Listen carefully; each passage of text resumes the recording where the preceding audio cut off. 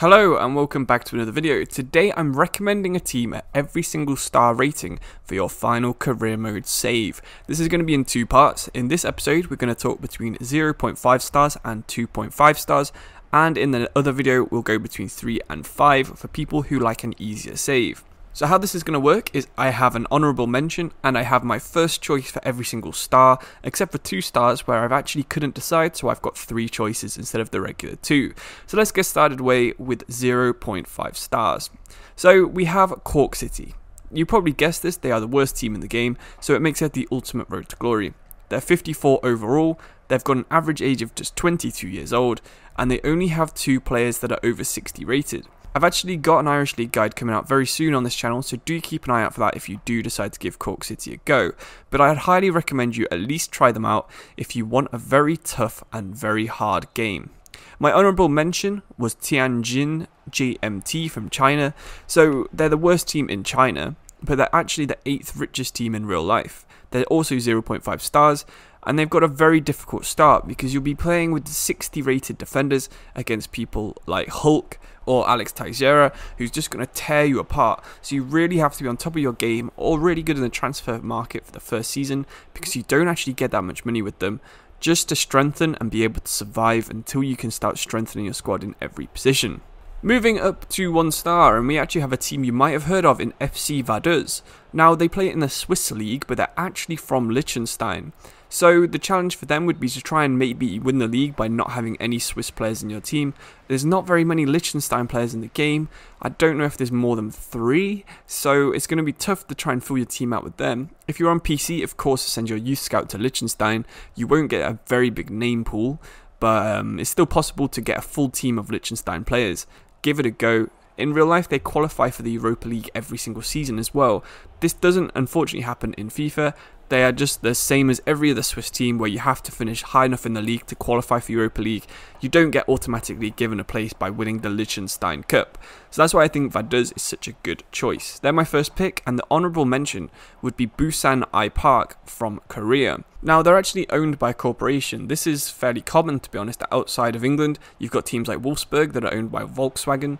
You've got a team Honda FC in Japan who are pretty good, owned by Honda. And yeah, this one is owned by Hyundai Corp. They used to be owned by Daewoo, a similar car manufacturer, but they're not actually going to be on FIFA 22. So if you do want to give the Korean car company a go, have a go at them on FIFA 21. They're actually a 4-time K-League winners as well, which is one of the most out of any club in Korea. So they do have some history, even if they're not going to be on the game and they had such a poor season last year. You're going to have to try and strengthen them and maybe add a 5th title to their belt. Going to be a tough one, but worth a go in Korea.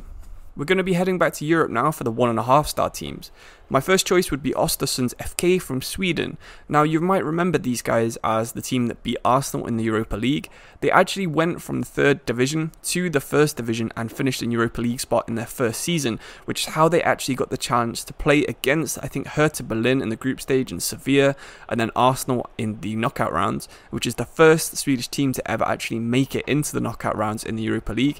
But in real life, they're not doing so well anymore. They're currently bottom of the table and looking like they could be relegated and not on FIFA 23. Thankfully, the Swedish season does span over the course of the summer rather than the full year, so they still have time to turn it around if they do want to remain on the game. The chances are they'll definitely be on FIFA 22, as the season won't have finished by the time that comes out, so you've probably got a chance of using them on the next game if you are interested. My honourable mention for the 1.5 star teams is Tegucigalpa München. Now I've made a full video on them and I'll put a card at the top here so you can check it out. I did make it a while ago, so it might not be the best quality, but you know, still worth checking out if you do decide to give Tegucigalpa München a go. So a brief rundown of this team is they have a lot of Turkish ancestry in the team. They're owned by a Turkish millionaire. They have a lot of Turkish players in their youth academy, and they like to sign half German, half Turkish players from the upper tiers and try and strengthen their squad that way. It's quite an innovative idea. You don't really get that in England. They're more integrated into the leagues than someone like Swansea or Cardiff in England, who are basically just Welsh teams playing in England.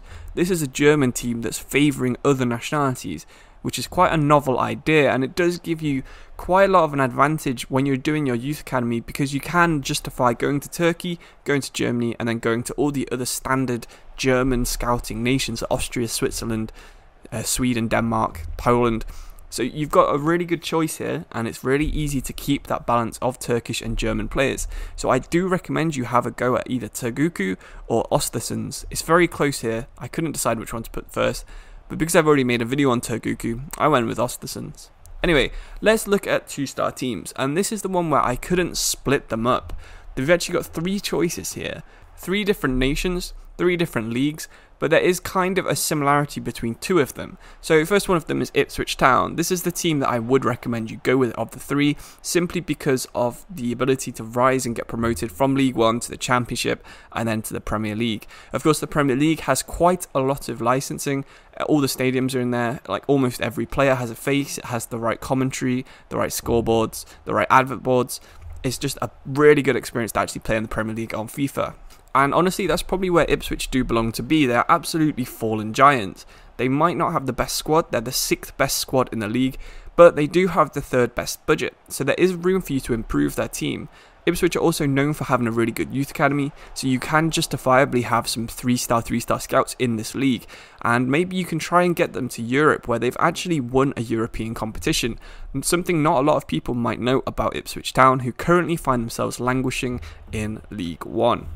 Next up is a very similar team, Vilsa Krakow. Now, they have 8 league championships since 1999, so they've been very successful in the last couple of decades, but recently they are a bit in need of a rebuild.